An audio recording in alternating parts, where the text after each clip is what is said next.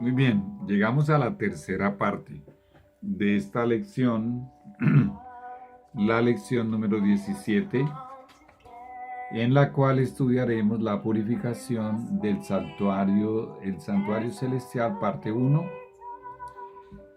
Y después de esta pregunta ya entraremos a estudiar directamente la purificación del santuario celestial. Bueno, se me olvidó. El verbo olvidar es un verbo que no vamos a utilizar en la eternidad. Se me olvidó mencionar que continúo en Fresno, Tolima, en Colombia, y que está haciendo mucho frío.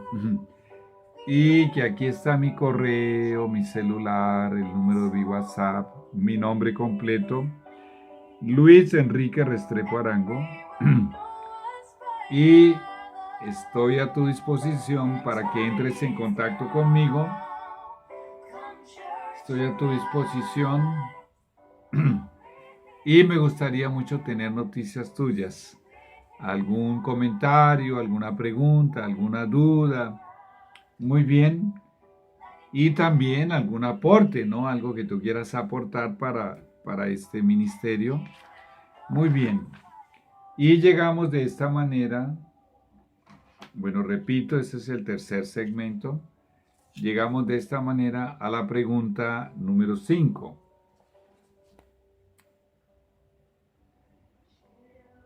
¿Qué hacía el sumo sacerdote? Por ahora recuerda a Aarón, ¿no? Que fue el primer sumo sacerdote, el hermano de Moisés.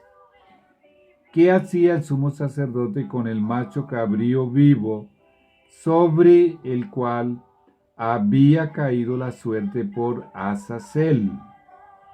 Muy bien, muy bien. Vamos pues a buscar aquí en el libro de Levítico la respuesta y ya volvemos a la respuesta que está aquí en el folleto. Levítico capítulo 16.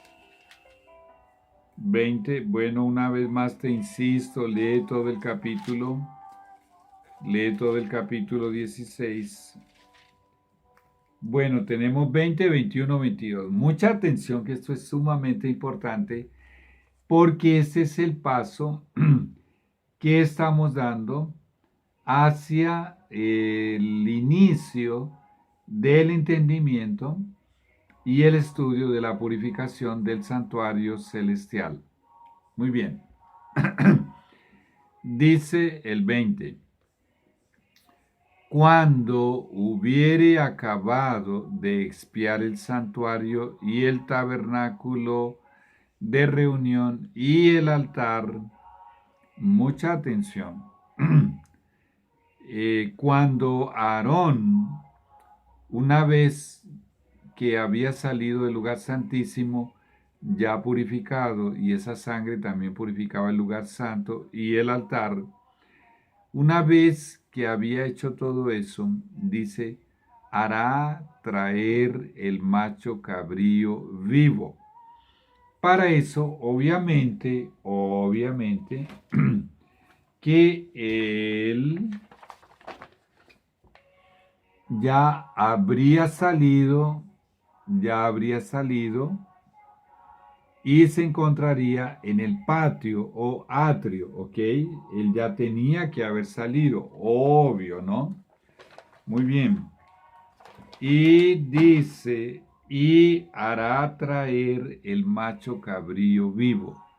Hará traer implica que había algún otro levita, algún otro sacerdote ayudándole. En el caso de Aarón, obviamente vamos a pensar en primer lugar en sus hijos. Alguno de sus 4 hijos, Nadab, Abiú, Itamar o Eleazar. Muy bien.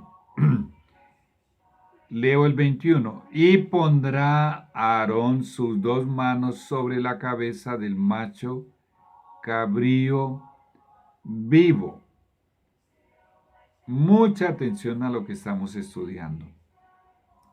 Vuelvo a leerlo porque esto tiene un significado, que nos trae un alivio y nos trae una tranquilidad cuando estudiemos ahora la purificación del santuario celestial.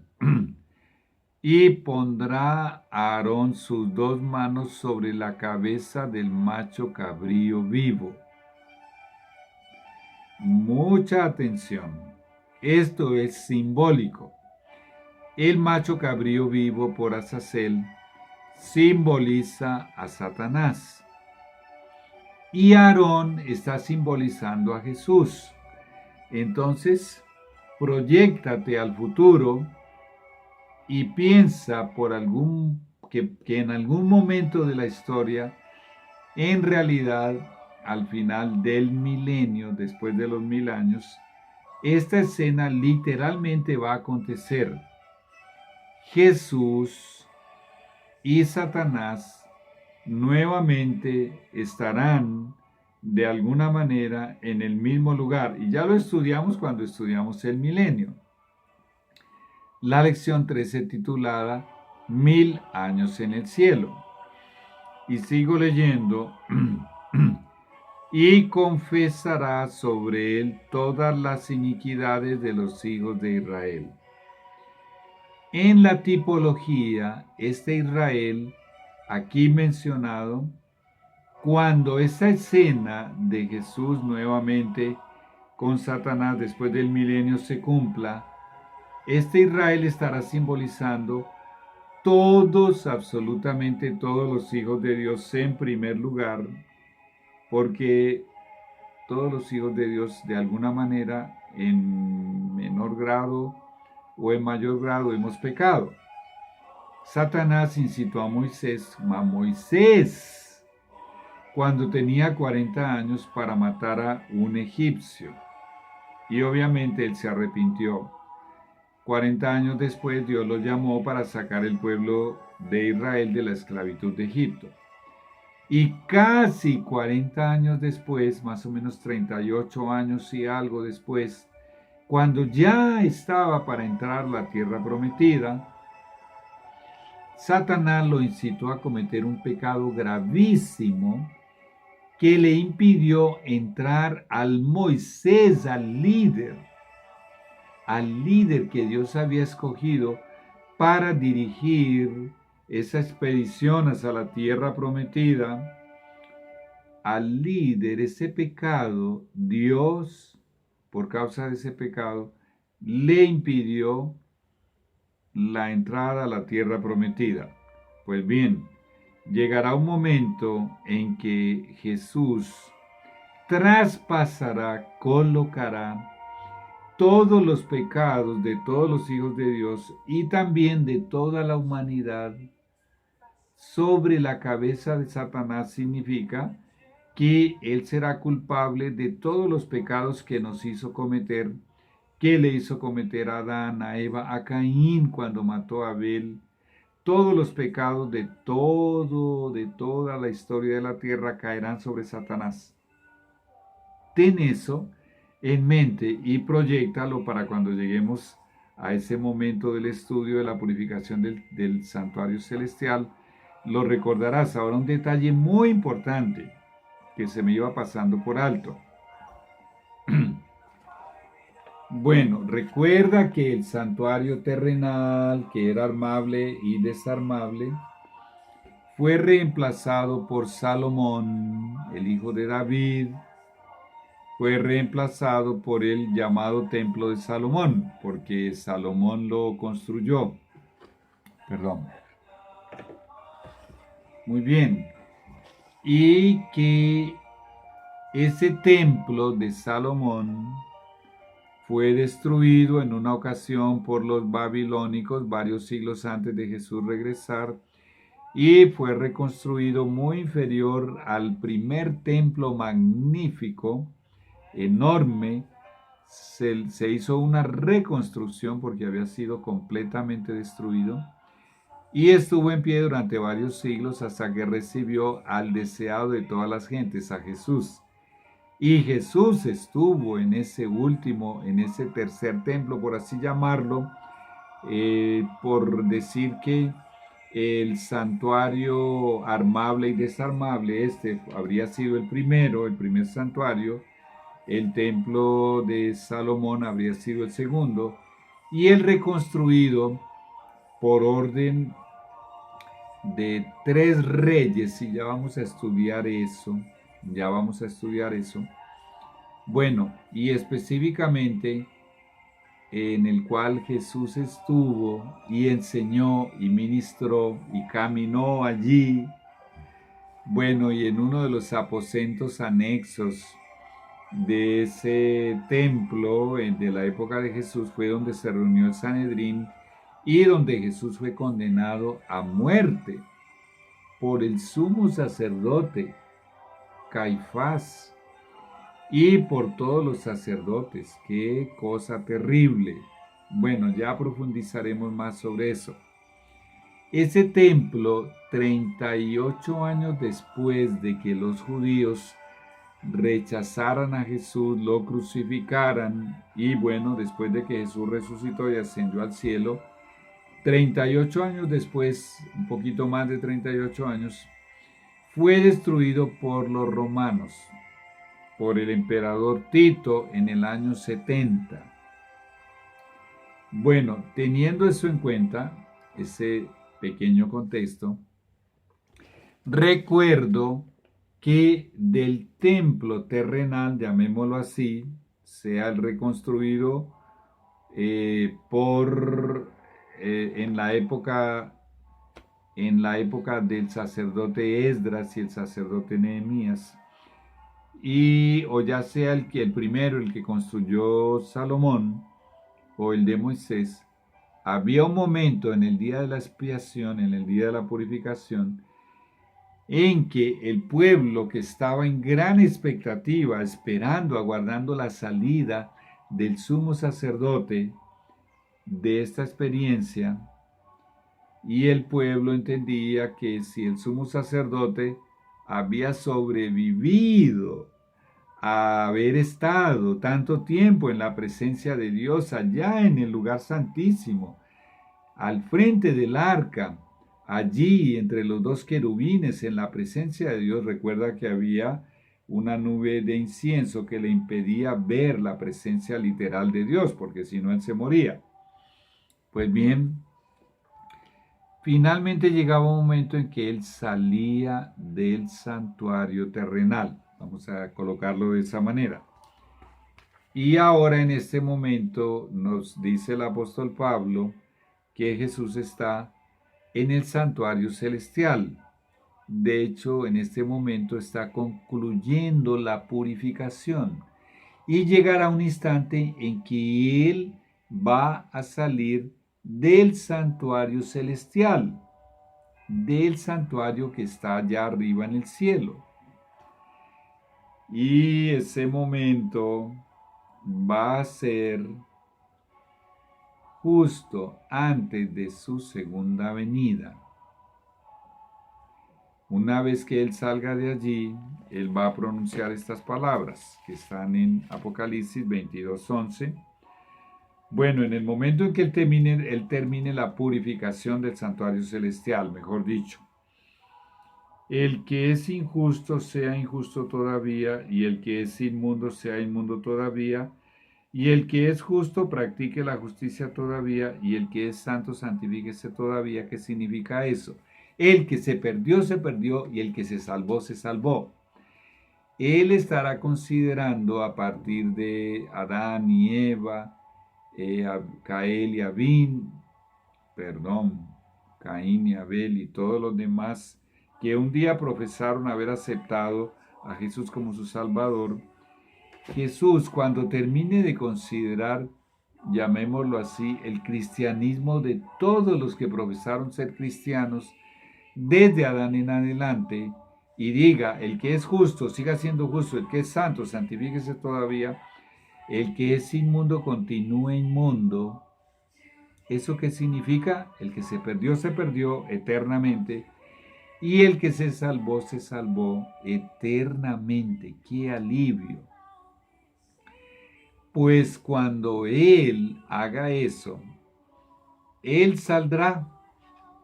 él saldrá del santuario celestial, se quitará sus vestimentas sacerdotales, se las quitará y se colocará sus vestimentas de rey, rey de reyes y señor de señores, rey del universo, y su corona, y tomará su cetro. Y el cielo completamente, esto ya lo estudiamos en la lección número 12, quedará vacío, en silencio, porque vendrá para la tierra con todos sus santos ángeles. Demorará una semana, nos dice la Biblia, en venir del cielo a la tierra, y durante esa semana caerán las últimas 7 plagas.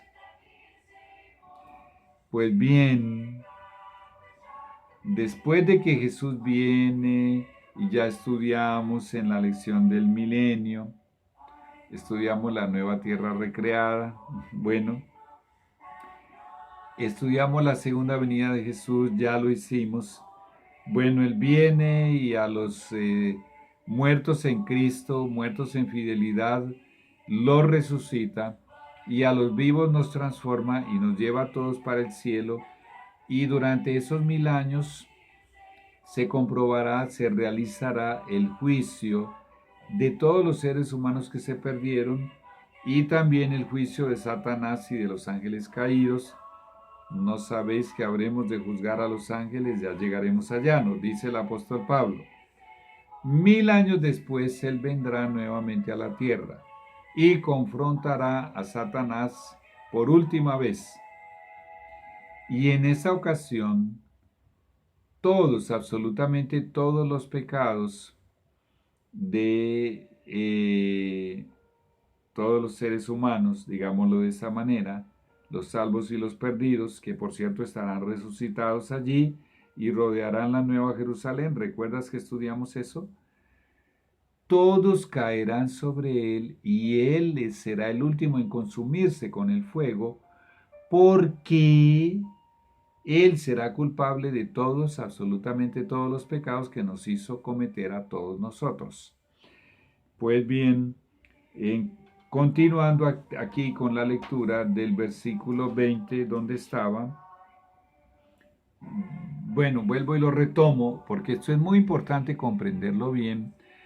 Cuando hubiere acabado Aarón, que simboliza a Jesús, de expiar el santuario, o sea, de purificar el santuario, y de purificar el tabernáculo, y de purificar el altar, hará traer el macho cabrío vivo. Y pondrá Aarón sus 2 manos sobre la cabeza del macho cabrío vivo. Un día, Satanás tendrá que comparecer delante de Jesús a rendirle cuentas, y va a pagar por todo el mal que ha hecho. Y confesará sobre él todas las iniquidades de los hijos de Israel, todas sus rebeliones y todos sus pecados, poniéndolos así sobre la cabeza del macho cabrío vivo. Satanás será hecho culpable de todos los pecados de todos nosotros, de todos los seres humanos, ya sea que se hayan salvado eternamente o que se hayan perdido eternamente. Y lo enviará al desierto por mano de un hombre designado para esto. Significa y simboliza los 1000 años que Satanás va a pasar aquí en la tierra sin sus poderes, reflexionando en todo el daño que hizo en una tierra que está completamente en estado caótico, pues Dios mismo la llama abismo, y estará reflexionando en toda la obra de destrucción que ocasionó. Y lo más importante, sin haber existido un solo motivo para todo el mal que hizo, incluyendo haber hecho caer a la tercera parte de los ángeles del cielo. Y leo el 21. Y pondrá a Aarón perdón. Ya leí eso por esa partecita allí. Y lo enviará al desierto por mano de un hombre destinado para esto. Muy bien, muy bien.